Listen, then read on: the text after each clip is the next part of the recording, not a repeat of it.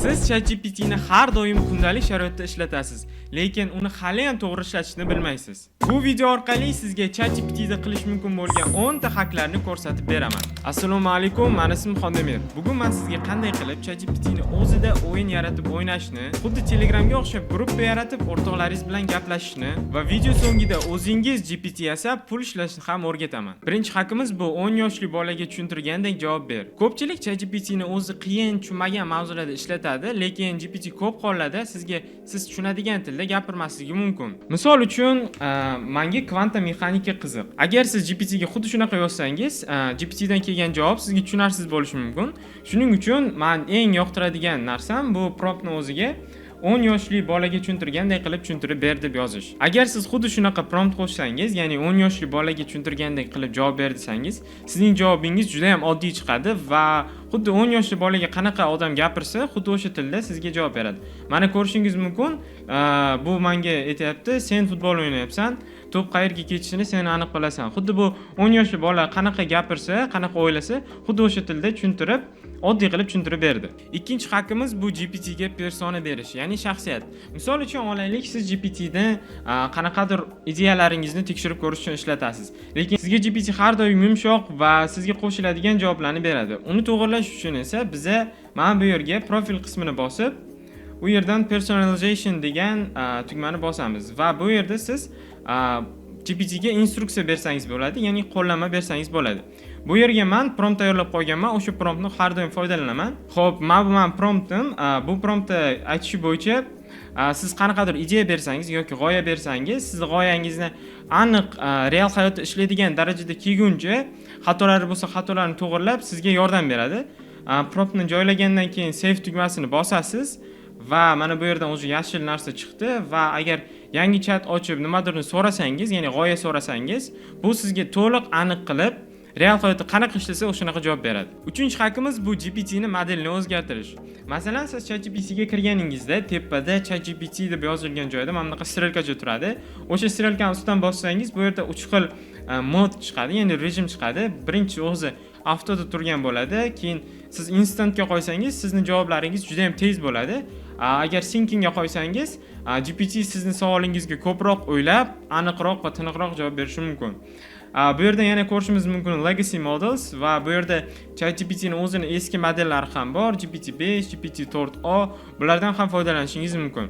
Bu sizga juda ham foyda berishi mumkin, qachonki siz qanaqadir qiyin tasklar bersangiz, syncing modelga qo'yib, bu yerdan o'sha taskni bersangiz, uni yaxshiroq o'ylab, aniqroq javob beradi. 4-haqqimiz bu GPT da incognito rejimi. Uning uchun siz GPT ga kirganingizda tepada burchakda ko'rishingiz mumkin bulutchani.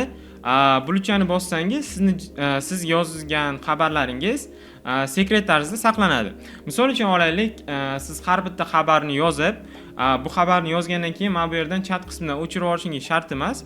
Xuddi Google ga o'xshab incognito rejimni yoqib olasiz va hamma yozgan xabaringiz o'sha GPT ning o'zini xotirasi saqlamasdan bu yerdan ham o'chib ketadi. 5-haqqimiz bu GPT ning o'zida group chat ochish. Buni ko'pchilik bilmaydi, lekin siz agar GPT ning o'ziga kirganingizda, mana bu yerda ko'rishingiz mumkin, odamcha va plus belgisini uni ustidan bossangiz, bu sizga start group chat deganni ochib beradi.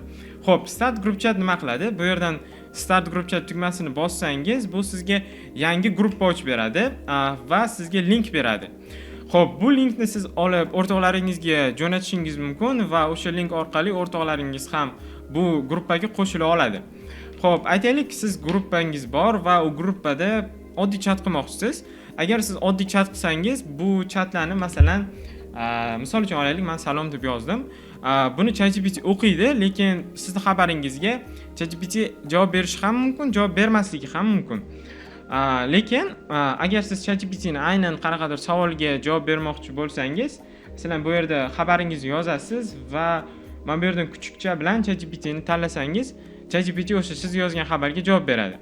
Agar siz ChatGPT ni o'qishini xohlamasangiz, oddiy gap yozsangiz ham uni o'qimaydi va uni o'rtoqlaringiz o'qishi mumkin. 6-haqqimiz bu chatga nom berish va uni o'chirish.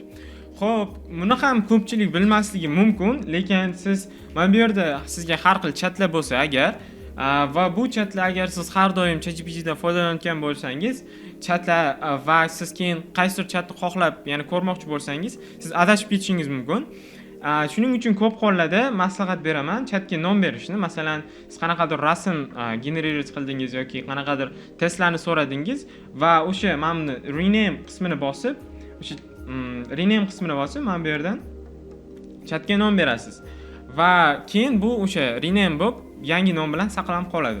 Yoki to'g'ridan-to'g'ri chatni o'chirib ham yuborishingiz mumkin. O'sha 3 ta nuqtani bosib delete bossangiz, chat umuman o'chib ketadi. Xuddi mana shunaqa bo'ldi. 7-hakkimiz bu ChatGPT ni o'zida proyekt yaratish. Xo'p, uni qilish uchun biz yana chat panelga o'tamiz va chat panelda ko'rishimiz mumkin projects degan qismni va u yerdan new projects degan tugmani bosamiz. Va new project tugmasini bosganimizdan keyin bu bizdan proyektimiz qanaqa tipda bo'lishini so'raydi. Misol uchun olaylik, bu proyektimizda faqat homeworklarni qilamiz va create project tugmasini bosamiz. Bu tugmani bosgandan keyin o'zi yangi proyekt ochadi. Xo'p, bu proyekt o'zi sizga nimaga kerak? Bu proyekt sizni o'sha yozilgan chatlaringizni saqlab qoladi va mana shu proyektda yozilgan hamma chatlar bu proyektning o'zini xotirasiga saqlanib qoladi va keyin masalan yana yangidan chat ochsangiz, o'sha eski xotirasini ishlatib sizga javob berishi mumkin. Siz mana bu yerga add files qilsangiz bo'ladi. Masalan, siz mana shu proyektga qanaqa faylni qo'shmoqchisiz? Misol uchun olaylik, siz mana shu homeworkning o'ziga qanaqadir angliskidan uyga vazifalar bo'ladigan bo'lsa, mana bu yerga add files qilib o'sha kitoblarni joylab qo'yishingiz mumkin. Va bu o'sha javob berayotganda mana shu kitoblardan foydalanib sizga chatda javob beradi. 8-hakkimiz bu ChatGPT internetdan foydalanishi, ya'ni web brauzerdan. Uning uchun biz mana bu yerdan plus tugmasini bosamiz va plus tugmasini bosgandan keyin bu yerda har xil instrumentlar chiqib keladi. Bu yerda more joyga kelib web search ni bosamiz. Xo'p, bosganimizdan keyin sizga xuddi mana shunaqa search degan funksiya yoniq turadi. Endi bu sizga nima beradi? Masalan, siz qanaqadir savolni hozirgi internetda nima bo'layotgani bilan tekshirib javobini olishingiz mumkin. Masalan, ChatGPT hech qachon o'zi aqli yetmaydi, shu internet bilan ishlashni. Ayrim holatlarda ishlatish mumkin, ayrim holatlarda ishlatmaydi. Lekin siz agar mana bu searchni yoqib qo'ysangiz, bu har doim internetdan foydalanib sizga javobini aynan hozirgi real vaqtda nima bo'layotganiga qarab javobini beradi. 9-hakkimiz bu GPT ni Canvas instrumentdan foydalanish. Uning uchun ham biz yana o'sha plus qismiga o'tib olamiz va more ni tanlab Canvasni tanlaymiz. Xo'p, Canvas sizga nima beradi? Bu yerda ko'rishingiz mumkin write or code deb qo'yibdi. Siz masalan qanaqadir insho yozishingiz mumkin. Keling test qilib ko'ramiz. Masalan, menga Alisher Navoiy haqida insho yoz. Ko'rishingiz mumkin, bu menga qanaqadir boksning ichida, ya'ni qanaqadir korobkaning ichida bu menga shunaqa inshoni yozdi. Ya'ni bu xuddi mana bunaqa oddiy shaklda bo'lib kelmayapti-da, mana bunaqa boksning ichida bo'lib kelyapti. Xo'p, bu sizga endi yana nima qilishingiz mumkin? Bu yerdan siz to'g'ridan-to'g'ri copy qilishingiz mumkin yoki download qilib o'zingizga yuklab olishingiz ham mumkin. Lekin eng qiziq qismi buni edit qismini bosib, ya'ni edit tugmasini bosib, yangi o'ng tomondan panel ochib olasiz va bu panelda o'zingiz o'chirib to'g'rilashingiz mumkin. Mana shu tekstni o'zini o'zingiz o'chirib to'g'ridan-to'g'ri to'g'rilashingiz mumkin yoki mana bu qalamchani bosib, bu yerda masalan adjust the length deb qo'yibdi. Masalan, agar sizning inshongiz juda ham qisqa bo'lib qolsa yoki juda ham uzun bo'lsa, mana bu tugmani bosib uzunligini to'g'rilasangiz bo'ladi yoki qanaqadir reading levelni, masalan, so'zlar qiyin ishlatish mumkin yoki qanaqadir yana smayliklar qo'shish mumkin.